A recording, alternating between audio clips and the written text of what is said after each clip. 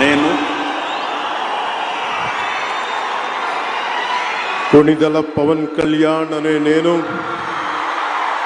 శాసనం ద్వారా నిర్మితమైన భారత రాజ్యాంగం పట్ల నిజమైన విశ్వాసం, విధేయత చూపుతానని, భారతదేశ సార్వభౌమాధికారాన్ని,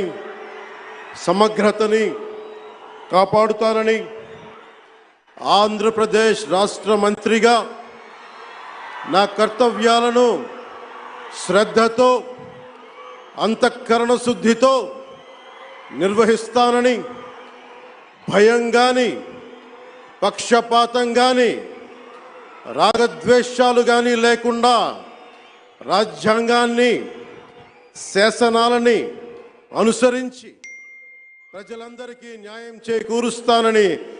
దైవ సాక్షిగా ప్రమాణం చేస్తున్నాను.